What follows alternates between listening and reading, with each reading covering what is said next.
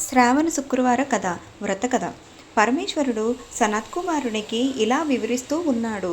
ఓ సనత్కుమార, ఇక నీకు శ్రావణ శుక్రవారం వ్రత కథ గురించి చెబుతాను విను. ఈ వ్రతం చేయడం వల్ల సమస్త విపత్తులు దూరమై ప్రాణి సిరి సంపదలతో విరజిల్లుతూ ఉంటుంది. శ్రావణ శుక్రవారం రోజున జీవంతికా దేవి వ్రతం చేయాలి.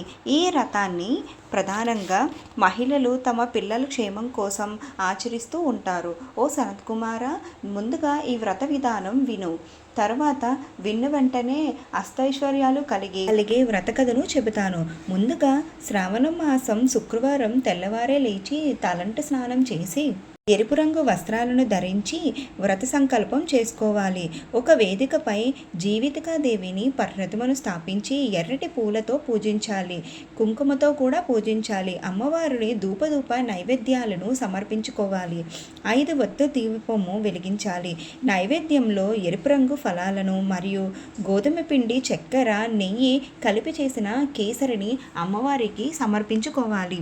జీవితికాదేవి వ్రతం చేసిన వారు అమ్మవారికి పసుపు సమర్పించకూడదు. అలాగే పసుపు వస్త్రాలు కానీ పసుపుతో ఉన్న పువ్వులు కానీ ఏవి అలంకరించకూడదు, ధరించకూడదు. తర్వాత అమ్మవారికి హారతి ఇచ్చి జీవంతికాదేవి వ్రత కథను పఠించటం లేదా శ్రవణం చేయాలి. ఈ వ్రతం చేసేవారు ఉపవాసం ఉండాలి. అమ్మవారికి సమర్పించిన ప్రసాదము పళ్ళను మాత్రమే తీసుకోవాలి. కేసరిని ఒక్క పూట మాత్రమే స్వీకరించాలి. సాయంత్రం మళ్ళీ దీపారాధన చేసి రాత్రి జాగారం చేయాలి. జీవంతికాదేవి పిల్లలను సంరక్షించే దేవత. ఈ వ్రతం చేసే స్త్రీల యొక్క సంతానాన్ని ఆ జీవంతికాదేవి రక్షిస్తుంది. కావున స్త్రీలందరూ ఈ వ్రతాన్ని తప్పక ఆచరించాలి. ఓ సనత్కుమార, ఇక నీకు ఈ జీవంతికాదేవి వ్రత కథను చెబుతాను విను అని పరమేశ్వరుడు ఇలా చెప్పడం మొదలుపెట్టాడు. పూర్వం వినా అని రాజ్యాన్ని ధర్మదత్తుడైన భరతుడనే ఒక రాజు పరిపాలిస్తూ ఉండేవాడు. అతని భార్య పార్వతి. వాళ్ళకి చాలా కాలం వరకు సంతానం కలగలేదు. ఈ కారణంగా కళావతి రాణి ఎల్లప్పుడూ చాలా బాధపడుతూ ఉండేది. ఒకరోజు మహారాణి అలా ఆమె దగ్గరకు ఒక దాసి వచ్చింది. ఆమె గర్భిణీ స్త్రీలకు ప్రసవం చేస్తూ ఉండేది. నగరంలో గర్భిణీలను ఆ దాసిని పిలిచేవారు. ఆ దాసి సంతానం లేక విచారిస్తున్న రాణి గారిని చూసి ఇలా అంటుంది, మహారాణి, మీరు ఎందుకు అలా విచారిస్తూ ఉన్నారు? నేను ఉన్నాను కదా, నేను చెప్పినట్టు చెయ్యండి అంటూ మహారాణి చెవిలో ఇలా చెప్పసాగింది. మన నగరంలో నివసిస్తున్న సుమేధ అని ఒక బ్రాహ్మణుడి భార్య సుశీల ఇప్పుడు గర్భవతి. ఇప్పుడు ఆమెకు 3వ నెల. ఆమెకు పుట్టిన బిడ్డను తెచ్చి మీకు అప్పగిస్తాను. మీరు ఈ రోజు నుండి గర్భవతిగా నటించడం మొదలుపెట్టండి అని మహారాణి చెవిలో చెప్పింది. దాసి మాటలు విని మహారాణి అందుకు నిరాకరించింది. అప్పుడు ఆ దాసి మహారాణితో ఇలా అంటుంది, చూడండి మహారాణి, భయపడకండి. ఈ విషయం గురించి ఎవరికీ తెలియదు అని చెప్పడంతో సంతానం కోసం బాధపడుతున్న ఆ మహారాణి దాసి చెప్పినట్లు చేయసాగింది. మహారాణి గర్భవతి అని తెలియగానే భరత మహారాజు మహా ఆనందాన్ని పొందాడు. మహారాణి తన కడుపు చుట్టూ బట్ట చుట్టుకుంటూ గర్భిణీలా నటించసాగింది. కొంతకాలం తర్వాత సుశీలకు పురిటి నొప్పులు రాగానే ఆమె దాసిని తన ఇంటికి పిలిపించింది. సుశీల పండంటి మగబిడ్డకు జన్మనిచ్చింది. బిడ్డను చూసి సుశీల చాలా సంతోషపడింది. కానీ కాసేపటి తర్వాత సుశీల నిద్రించగానే ఎవరికీ తెలియకుండా నెమ్మదిగా ఆ దాసి సుశీలకు పుట్టిన బాబును తీసుకొని రాజుగారి దగ్గరకు వెళ్ళిపోయింది. రహస్య మార్గం ద్వారా రాజభవనంలోకి చొరబడి మహారాణి వద్దకు వెళ్ళి ఆ బిడ్డను అప్పగించింది. బిడ్డను చూసి మహారాణి ఎంతో ఆనందపడింది. ఆ దాసి మహారాజు వద్దకు వెళ్ళి ఇలా అంటుంది, మహారాజా, మహారాణి పండంటి మగబిడ్డకు జన్మనిచ్చింది అని సమాచారం అందించింది. ఈ శుభవార్త విన్న మహారాజు ప్రసన్నతతో ఎన్నో దాన ధర్మాలు చేయసాగాడు. మహారాజుకు పుత్రుడు జన్మించాడని రాజ్యంలోని ప్రజలు ఆనందంతో పండుగను జరుపుకోసాగారు. కానీ మరోవైపు ఆ బ్రాహ్మణ స్త్రీ సుశీల తన బిడ్డ దూరమైపోయినందుకు చాలా విచారించింది. సుశీల శ్రావణ శుక్రవారం రోజున జీవంతికాదేవిని వ్రతం చేయసాగింది. భరత మహారాజు తన పుత్రుడికి నామకరణం చేసి ఆదిత్యుడు అని పేరు పెట్టారు. వారు ఆ కుమారుణ్ణి అల్లారుముద్దుగా పెంచసాగారు. సుశీల చేస్తున్న జీవంతికాదేవి వ్రత ప్రభావం వల్ల జీవంతికాదేవి రాజభవనంలోని రాజకుమారుణ్ణి రక్షిస్తూ ఉండేది. కొంతకాలం తర్వాత ఆ ఆదిత్యుడు యుక్తవక్షీకుడు అయ్యాడు. భరత మహారాజు తన కుమారుడికి అన్ని విద్యలు నేర్పించారు. ఆ కుమారుడు అన్ని కళలయందు ఆరితేరిన వాడయ్యాడు. కొంతకాలం తర్వాత మహారాజు చనిపోయారు. అతని కుమారుడైన ఆదిత్యుడు మహారాజయ్యాడు. ఆదిత్యుడు తన తండ్రి శారదం నిమిత్తమై కొంతమందిని సేవకులను వెంట పెట్టుకొని గయకు బయలుదేరాడు. మార్గం మధ్యలో వాళ్ళు ఒక వైశ్యుడి ఇంట్లో బస చేశారు. ఆ వైశ్యుడికి కుమారుడు జన్మించి అప్పటికే 6 రోజులు అయ్యింది.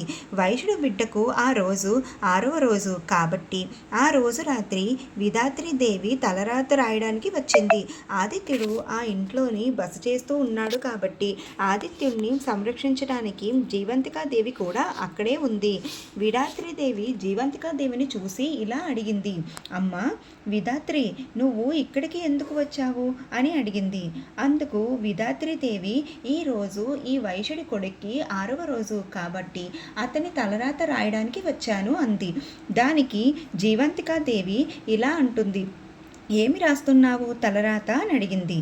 అందుకు విధాత్రీదేవి, రేపు ఉదయాన్నే ఈ బాలుడు మరణిస్తాడు అని రాశాను అని చెబుతుంది. అది విన్న జీవంతికాదేవి చెల్లి విధాత్రి, నేను ఇక్కడ ఉండగా నువ్వు అలా అమంగళం రాయడానికి వీలులేదు అని చెప్పి బాబుకు దీర్ఘ ఆయుష్ను రాయాల్సిందిగా ఆదేశించింది.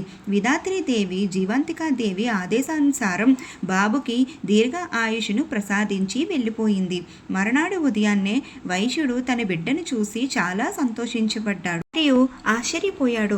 ఎందుకంటే ఆ వైశ్యుడికి ఇదివరకు జన్మించిన పిల్లలందరూ వరుసగా 6వ రోజు రాత్రి కన్ను మూసేవారు. కానీ ఈ బాలుడు మాత్రం బ్రతికే ఉన్నాడు. ఇదంతా ఆ ఆదిత్యుడి వల్లే అని వైశ్యుడు అనుకున్నాడు. ఆదిత్యుడు మహాత్ముడని పుణ్యాత్ముడని అతను తన ఇంట్లో బస చేయడం వల్లే తన కుమారుడు బ్రతికి బట్టకట్టాడు అని అనుకున్నాడు. మర్నాడు ఉదయం ఆదిత్యుడు తన ప్రయాణాన్ని కొనసాగించడానికై బయలుదేరుతూ ఉండగా ఆ వైశ్యుడు ఆదిత్యుడితో ఇలా అంటున్నాడు, మీరు తిరిగి వెళ్ళేటప్పుడు నా ఇంట్లోనే తిరిగి బస చెయ్యాలి అంటూ పదే పదే ప్రాధేయపడ్డాడు. సరేనని చెప్పి ఆదిత్యుడు గయకు వెళ్ళిపోయాడు. గయలో పిండదానం చేస్తున్న సమయంలో ఆదిత్యుడికి 2 చేతులు కనిపించాయి. అందులో ఒకరి చేయి దేవతా చేయిలా అనిపించింది. ఈ విషయమై ఆదిత్యుడు పండితులను అడిగాడు. కానీ వారు సమాధానం చెప్పలేకపోయారు. ఆదిత్యుడు శ్రాంత కర్మలు అన్నీ పూర్తి చేసిన తర్వాత గయ నుండి తన ఇంటికి రావడానికి బయలుదేరాడు.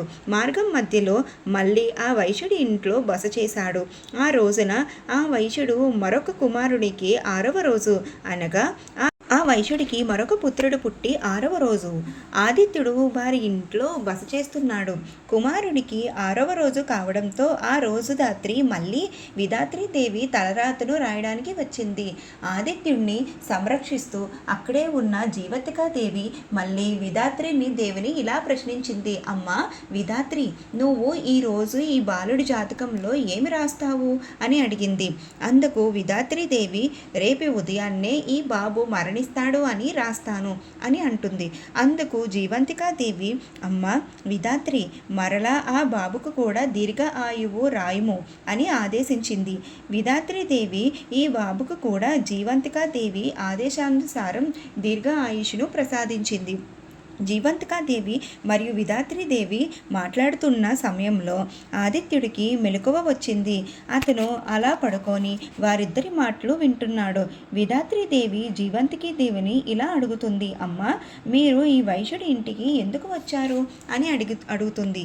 అందుకు జీవంతికాదేవి, చెల్లి, నేను ఆదిత్యుడి తల్లి శ్రావణ శుక్రవారం రోజున నా వ్రతం చేస్తున్నది కావున ఈ బాలుడిని నేను సంరక్షిస్తూ కనుక నేను కూడా ఈ బాలుడిని సంరక్షిస్తూ ఇక్కడికి రావాల్సి వచ్చింది అని విధాత్రీదేవికి చెప్పింది. సరేనని చెప్పి అక్కడ నుండి విధాత్రీదేవి వెళ్ళిపోయింది.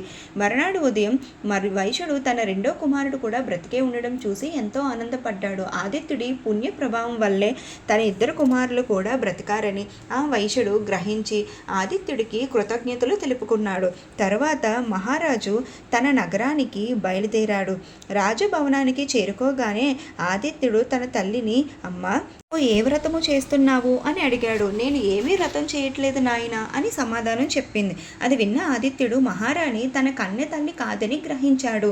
తన కన్నె తల్లి ఎవరో తెలుసుకోవాలని అనుకున్నాడు. శ్రావణ మాసం రాగానే శుక్రవారం రోజున నగరంలోని స్త్రీలంతా అస్తవస్త్రాలు ధరించి రాజభవనానికి భోజనానికి రావాలని భటుల ద్వారా ప్రకటన చేశాడు. మహారాజు ఆదేశానుసారం నగరంలోని స్త్రీలందరూ పసుపు రంగు దుస్తులు ధరించి రాజభవనానికి వచ్చారు. రాజు వారందరికీ భోజనాలు ఏర్పాటు చేయించారు. వారందరూ భుజించిస్తున్న సమయంలో మహారాజు భటులతో ఇలా అంటున్నాడు. భటులారా, నగరంలోని స్త్రీలందరూ వచ్చారా అని అడిగారు. అప్పుడు భటులు, మహారాజా, ఒక బ్రాహ్మణ స్త్రీ తప్ప నగరంలోని స్త్రీలందరూ ఇక్కడికి వచ్చారు అని చెప్పారు. ఆ బ్రాహ్మణ స్త్రీ జీవంతికాదేవి వ్రతం చేస్తున్నందువల్ల పసుపు రంగు వస్త్రాలు ధరించి రాలేనని చెప్పిందని అన్నారు. అది విని రాజు సత్యాన్ని గ్రహించి తన తల్లి కోసం ఎరుపు రంగు వస్త్రాలు పంపించాడు. మహారాజు పంపిన ఎరుపు రంగు వస్త్రాలు ధరించి సుశీల రాజభవనానికి వచ్చింది. సుశీల తన కుమారుణ్ణి చూడగానే ఆమె స్థలంలో నుంచి క్షీరదారులు వెలువడి ఆదిత్యుడి ముఖంపై పడ్డాయి. ఈ దృశ్యం చూసిన వారంతా ఆశ్చర్యపోయారు. సుశీల తన మాతృత్వపు ఆప్యాయతతో కుమారుణ్ణి కౌగలించుకుంది. మహారాజు తన తల్లిని రాజభవనంలోకి తీసుకొని వచ్చారని పరమేశ్వరుడు సనత్కుమారునికి శ్రావణ శుక్రవారంలో చేసే ఈ జీవంతికాదేవి వ్రతమహత్యం గురించి వివరించారు. సంపద శుక్రవార కథ. ఒకరోజు లక్ష్మీదేవి కథను ఒక బ్రాహ్మణుడికి 7 కొడుకులు ఉన్నారు. వారందరూ వివాహాలయ్యి భార్యలు కాపురానికి రావటంతో వారంతా వేరే ఇళ్లల్లో కాపురాలు పెట్టారు. ఆఖరి కుర్రాడు మాత్రం ఏ వృత్తిలోనూ కుదురు లేకపోవడం వలన కటిక దరిద్రంతో కాపురాన్ని ఈడ్చుకు వెళ్తున్నాడు. ఇలా ఉండగా ఒక శుక్రవారం ఉదయాన్నే శుక్రవార మహాలక్ష్మి సంచారం చేస్తూ ఆ బ్రాహ్మణుడి కుమారుడి ఇంటికి వెళ్ళింది. ఆమె వచ్చేసరికి పెద్ద కోడలు చద్దిరాక ముందేసుకొని పిల్లలకు భోజనం పెట్టి తాను కూడా తింటూ ఉంది. అది చూసి అమ్మవారు నీవింటికి ఎందుకు వచ్చానా అని అనుకుంటూ రెండో కోడలు ఇంటికి వెళ్ళగా రెండో కోడలు పాచి ఊర్చుకుంటూ పేడ పిసుకుంటూ ఉంది. అది చూసిన శుక్రవారం మహాలక్ష్మి ముక్కు మూసుకొని మూడో ఇంటికి వెళ్ళగా ఆ కోడలు ఉదయాన్నే లేచి పాత గుడ్డలు కుట్టుకుంటూ ఉంది. ఈ ఇల్లు లాభం లేదని చెప్పి లక్ష్మీదేవి మరో కుమారుడి ఇంటికి వెళ్ళగా అక్కడ నాలుగో కోడలు పాచవాకిట వడ్లు దంచుకుంటూ ఉంది.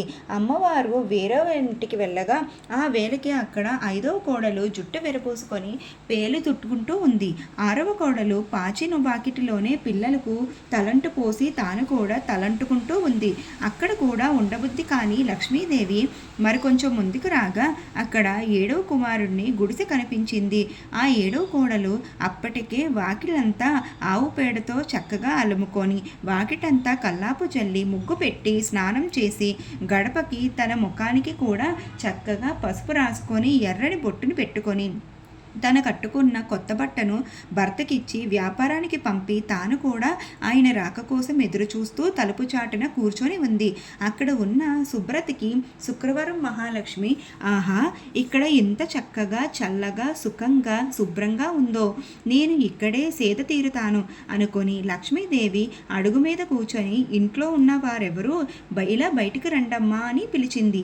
అది తలుపు చాటున కూర్చున్న తరుణిమని, నేను రావడానికి వీలు లేదమ్మా, నేను చాలా బీదవాళ్ళం, మాకు ధరించడానికి ఒక్కటే బట్ట ఉండడం వల్ల అది మా భర్తకి ఇచ్చాను, వ్యాపారానికి వెళ్ళారు, అందుకే నేను తలుపు చాటున ఉన్నానమ్మా అని చెప్పింది.